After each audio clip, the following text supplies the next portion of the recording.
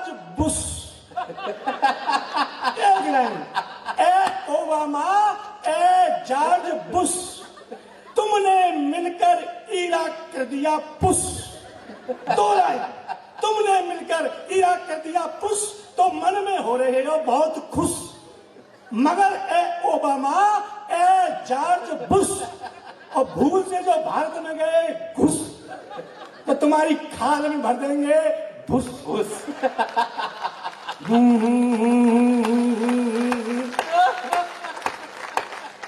आप विश्वास करो, ये मुकेश मलवा बोले ये बीरस की कविता है। अच्छा, मैंने तो एक जगह कविता पढ़ी बीरस की, सामने नेता बैठा हुआ था, वो भाजपा का नहीं था, सामने बैठा हुआ। मैंने एक कविता पढ़ी, पाकिस्तान रावलपिंडी में झंडा गाड़ देंगे, तो नेता खड़ा हुआ, सबरस तेरी कविता में तो विस्फोट है, आग है आग, तू पाकिस्तान चला जा लड़ने के लिए, पाकिस्तान की सेना तो तेरी एक लाइन सुन के मर जाएगी। मैं समझ गया ये नेता मुझे मरवाने बोलना है,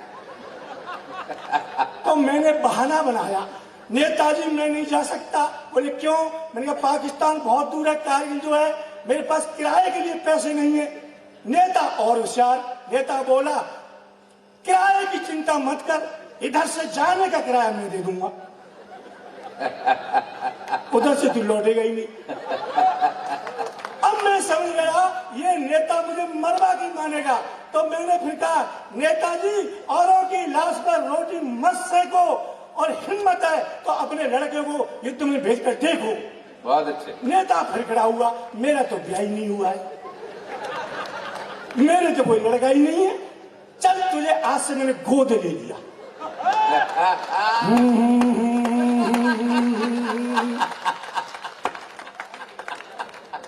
ये नेता होता, अच्छा देखो नेता होता क्या है, मैंने चैनल लिखी है, नेता एक नेता आ, नेता तू नहीं लेता जा, नेता पिया लेके झाड़, नेता चौका मुक्त अंगार, नेता पंजो रेट बढ़ा, नेता छिक्के पेट भरा, नेता सत्य हाची हा, नेता अट्ठे नाची ना, नेता नाम ठूठा, नेता धाम झूठा। बहुत अच्छे। ये नेता होता है। दो लाइन लिखी नेता के ऊपर, नेता क्या होता है? स्वेत धोती टोपी वाला निकला तो बोली हवा इलू इलू इलू इलू। तन का गोरा मन का काला निकला तो बोली हवा इलू इलू इलू इलू। जनता को पता नहीं लगता है, जब नेता देश को ठगता है तो दिल करता है इलू इलू। वाह। इलू इलू, ये इलू इलू क्या है? ये इलू इलू, इलू का मतलब नेता लूलू, नेता लूलू। कुछ कहते हैं यारो इलेक्शन में जब जात धर्म लड़ जाता है, चाहे देश चला जाए गड्ढे में हमें और मजा तब आता है, चाहे देश चला जाए गड्ढे में हमें और मजा तब आता है, जब मरे मुसलमान और हिंदू तो दिल करता है इल्लू इल्लू इल्लू इल्लू। गुटर गुटर गुटर गुटम, गुटर गुटर गुटर गुटम, चढ़ गया ऊपर रे सिटरिया पे नेता सनीचर रे, चढ़ गया ऊपर रे सिटरिया पे नेता सनीचर रे, मर गया वोटर रे वोटरवा की दई के वोटरिया रे। आए चुनाव तो नंगा सा लगता, वोट जब मांगे भिक मंगा सा लगता, सबके ही पांव पड़ के सिटरिया पे कुर्सिया पे सिटरिया नेता सनीचर रे। विधायक नहीं नालायक हूँ मैं, निकम्मा हूँ मैं पिटने लायक हूँ मैं, नशे में पड़ा मुझे क्या पता पिबक्कर हूँ मैं, चकाचक हूँ मैं, चकाचक हूँ मैं। अच्छा एक बात बताऊं, मेरी पत्नी मुझसे बोली तुम ऊट पटांग बातें तो लिखते हो, जिंदगी में श्रृंगार रस की 4 लाइन मेरे लिए लिखी, पत्नी ने चैलेंज किया, मैंने कहा, सुन तेरे लिए 4 लाइन लिखी है। अच्छा टाक साहब, मेरी पत्नी का रंग कैसा है? जैसे मेरे बाल हैं, स्याह काला रंग। मैंने कहा तू श्रृंगार कर किया। अब वो गई श्रृंगार करने, काले शरीर पर लाल साड़ी, लाल ब्लाउज, लाल चप्पल, लाल चूड़ियां, लाल बिंदी, लाल सिंदूर लगाकर बोली कैसी लग रही हूं? ओ मैंने देखा काले शरीर पर लाल लाल। मैंने कहा देवी तू ऐसी लग रही है जैसे कोयले की खान में आग लग गई है। मैंने कहा दूसरा श्रृंगार करके चल। फिर गए श्रृंगार करने, काले शरीर पर पीली साड़ी, पीला ब्लाउज, पीली चप्पल, पीली चूड़ियां, पीली बिंदी, पीला सिंदूर लगाकर फिर बोली अब कैसी लग रही हूं? मैंने देखा काले शरीर पर पीला ही पीला। मैंने कहा देवी अब तू ऐसी लग रही है जैसे सरसों के खेत में भैंस घुस गई है। बोली तुम 4 लाइन सुनाओ श्रृंगार की। मैंने कहा सुन, अच्छा देखो मैं जाट हूं, अब जाट कैसे श्रृंगार लिखेगा? कि महाकाली मैया से तू, के लिए जीता। ये घोर श्रृंगार रस है। महाकाली मैया सी तू, श्याहकाली कढ़ैया सी तू, वाह, श्याहकाली कढ़ैया सी तू, बर्रसी तू, ततैया सी तू, मरखनी एक गैया सी तू, मरखनी एक गैया सी तू। लेकिन मजबूरी में कहता, लेकिन मजबूरी में कहता, सोन चिरैया तू, आई लव यू। आप ऐसे सुन रहे जैसे आसाराम बाबू को प्रवचन कर रहा हूं। लेकिन डॉक्टर साहब एक बात बताऊं, संसार में पति का पत्नी से बड़ा कोई धन नहीं होता। अब वो भले ही मेरा काला धन सही, अब काला धन है तो मेरा ही। 1 साल पहले नरेंद्र मोदी बोले भाइयों काले धन को बदल ले जाओ। मैं लुगाई को लेके पहुंच गया, मैंने बदलो मोदी जी बदलो। मोदी जी बोले 50% लगेगा। 50% का नाम सुन के मुझे हंसी आ गई। मोदी जी बोले क्यों हंस रहा है? मैंने कहा मोदी जी ये 50 साल की है, अब तो मैं 25 साल की लेके जाऊंगा। बढ़िया। पत्नी से बड़ा कोई धन नहीं होता। एक दिन खाना बना रही थी तो मैंने उसे पूछा प्रिय चूल्हे की पहली रोटी किसी गाय को खिलाई जाती है, अंतिम रोटी किसी कुत्ते को खिलाई जाती है। चूल्हे की पहली रोटी किसी गाय को खिलाई जाती है, अंतिम रोटी किसी कुत्ते को खिलाई जाती है, मगर मेरी समझ में यह नहीं आती है ये दोनों ही रोटियां तू मुझे ही क्यों खिलाती है? बढ़िया। ये दोनों ही रोटियां तू मुझे ही क्यों खिलाती है? पत्नी बोली हे प्राणनाथ, ऐसा करने से पति के दिमाग में पत्नी के प्रति सेवा भाव सवार हो जाता है, क्योंकि पति गाय की तरह सीधा, कुत्ते की तरह वफादार हो जाता है। वाह, कुत्ते की तरह।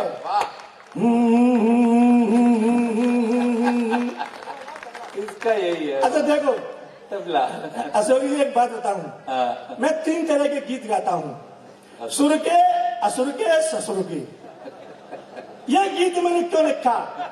आजकल उल्टे सीधे गीत आ गए, देश की संस्कृति मिटा रहे हैं, बच्चों का भविष्य खराब कर रहे हैं। मैं जेएससी ग्रुप को धन्यवाद देता हूं कि उन्होंने एक साहित्यिक कार्यक्रम कराया है, नहीं तो नौटंकी और रागिनी होती है।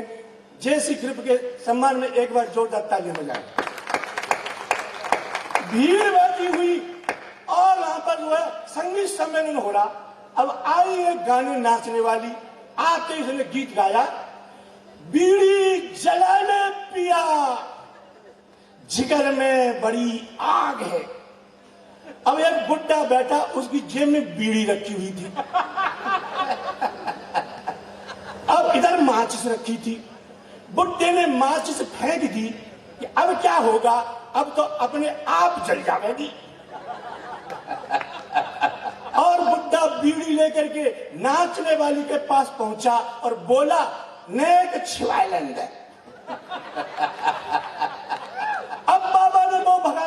तो मैंने बाबा को धन्यवाद दिया। बाबा उल्टे सीधे गीत गा रही हैं। अब वो तो चली गई, उसके बाद एक और आ गई, उसने गीत गाया, मैं झंडू बाम हुई डार्लिंग तेरे लिए। बुड्ढा फिर उठा और नाचने वाली को सूंघने लगा। बोली बुड्ढे क्या कर रहा है? बुड्ढा बोला जुकाम हो गया है। अब बाबा ने वो भी भगा दी, तो मैंने बाबा को धन्यवाद दिया। अब उसके बाद एक और आ गई, उसने एक गीत गाया, छूनाना छूनाना छूनाना छूनाना, अब मैं जबा हो गई। बुड्ढा उठा और नाचने वाली को छूने लगा। बोली बुड्ढे क्या कर रहा है? बुड्ढा बोला तुझे जवानी में भी नहीं छुएंगे तो क्या बुढ़ापे में छुएंगे। अब बाबा ने सबको भगा दिया।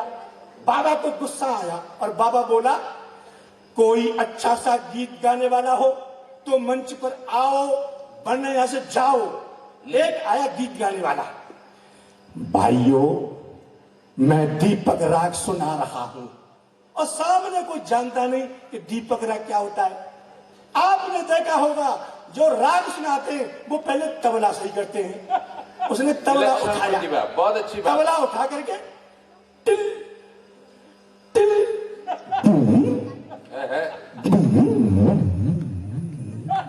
बहुत अच्छे। Till till. अब आधा घंटा हो गया, बुड्ढा लठ लेके बैठा सामने कि कब शुरू करे, कब शुरू करे।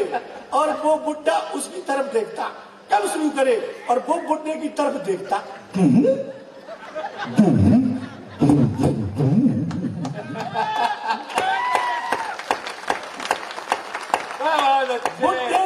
बुड्ढे ने मन में सोचा एक ही लठ में तबला फोड़ दूंगा तेरा ना। कोई एक घंटे से क्या कर रहा है? बाबा अभी तो मैं तबला ठोक रहा हूं। बाबा बोला घर से ठोका हुआ क्यों नहीं लाया था? तू घर से ठोका हुआ लाता, क्यों टाइम खराब कर रहा है? जल्दी गा। बोले सुने दीपक राग, अमुआ की डाली पे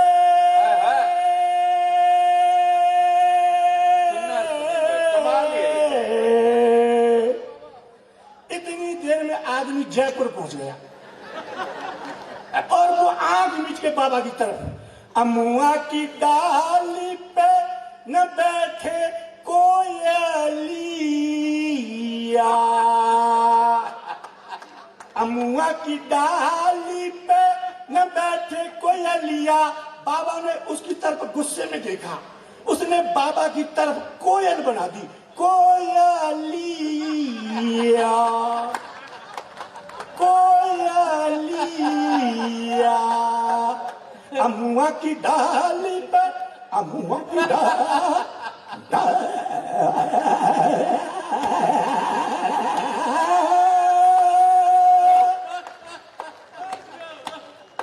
बुड्ढा लठ लेके खड़ा हुआ, पूरी रात हराम कर दी तूने हमारी। अमुआ की डाल पे नहीं बैठ रही है तो पीपल की डाल पे बिठा दे, और जल्दी बिठा।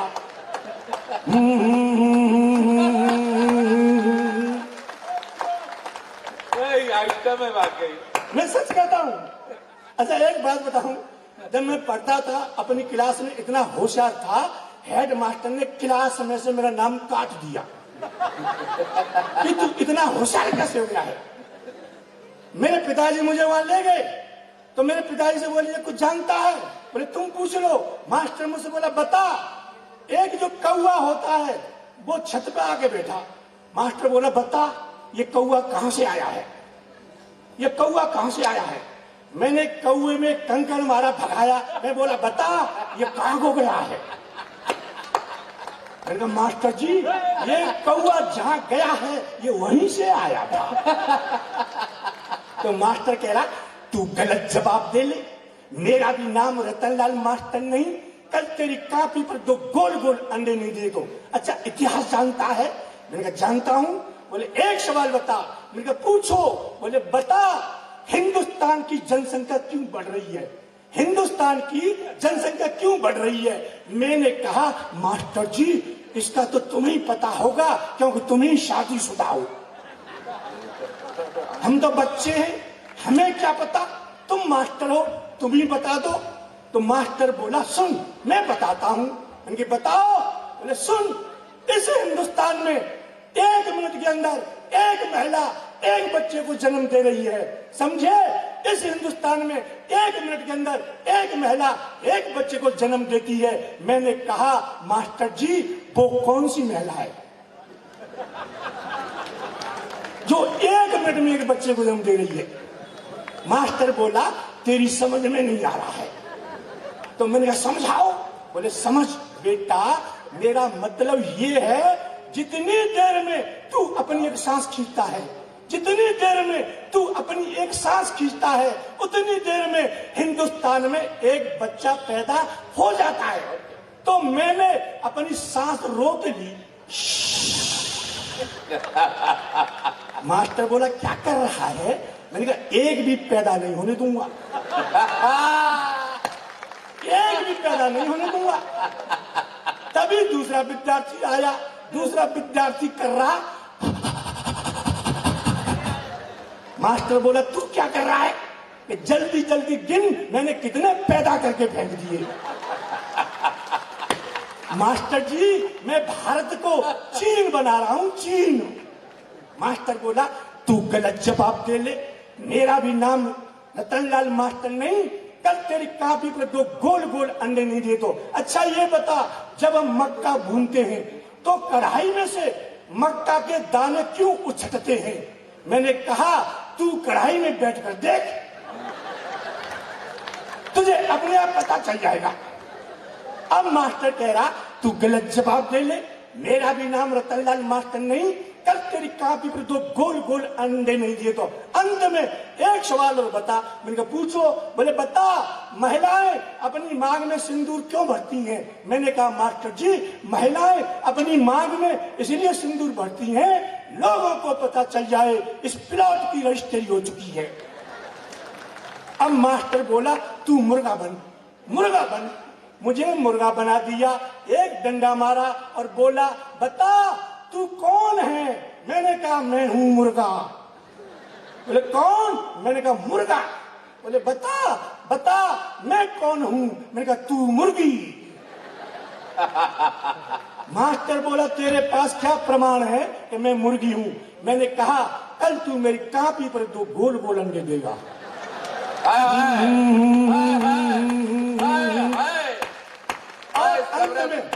अभी बहुत बैठे हुए हैं, केवल 6 लाइन का एक गीत दे करके मैं अपना अंतिम संस्कार कर रहा हूं।